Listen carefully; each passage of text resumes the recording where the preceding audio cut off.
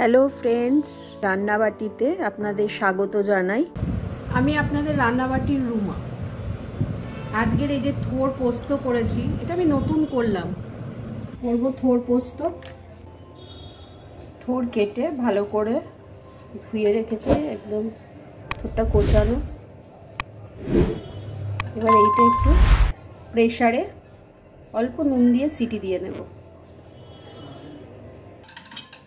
থোর সেদ্ধ হয়ে গেছে, থোরটা এটার মধ্যে ঢেলে নিয়েছি। ভীষণ গরম,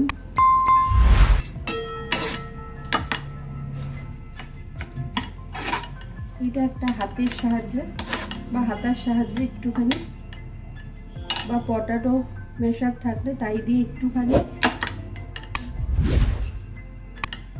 ম্যাশ করে নেব। কড়াই বসিয়ে দিলাম। এটা আমি সর্ষের তেল দিয়ে করব, যেহেতু পোস্ত। কালো জিরে ফোড়ন দিয়ে দিচ্ছি।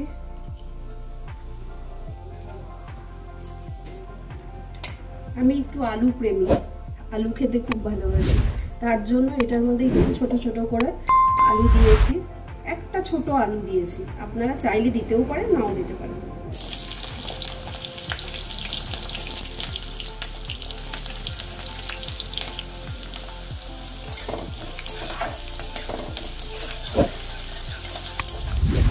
আলুটা ভাজা হয়ে গেছে, হালকাই ভাজবো, খুব বেশি না। এবার আমি থোরটা দিয়ে দেবো।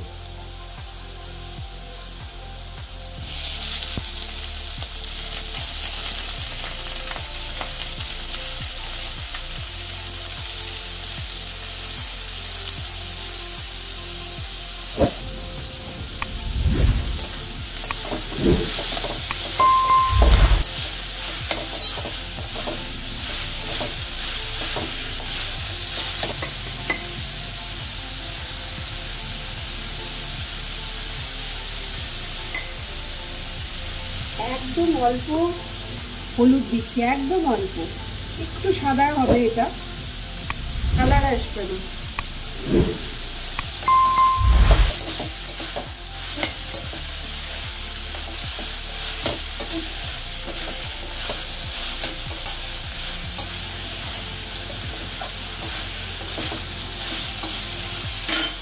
পোস্তটা আমি বেটে রেখেছিলাম মিক্সিতে, পোস্তটা দিয়ে দিলাম। পোস্তটা দিয়েই অল্প করে জল দেবো, বেশি জলের দরকার নেই, কারণ এটা সেদ্ধ আছে আর আলুটা একদম ছোটো ছোটো করে দিই।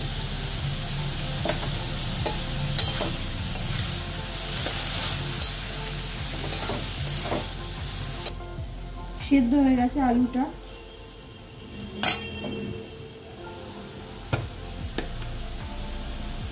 আমি চিনি দিয়ে দিচ্ছি।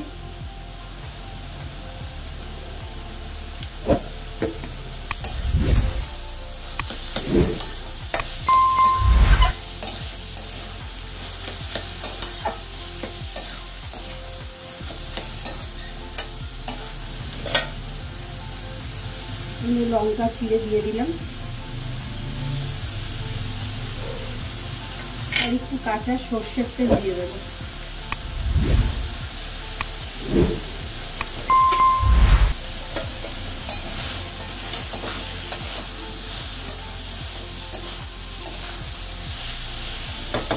এটা দিয়ে খানিকক্ষণ ঢেকে রাখবো।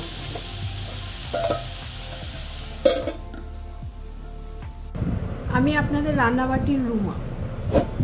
আজকের এই যে থোর পোস্ত করেছি, এটা আমি নতুন করলাম। মনে হলো যে থোর দিয়ে কি করা যায়, তো পোস্ত করে দেখি। আমি এটা আগে কোনোদিনও করিনি। আজকের তাই আমি খেয়ে দেখাচ্ছি কেমন হয়।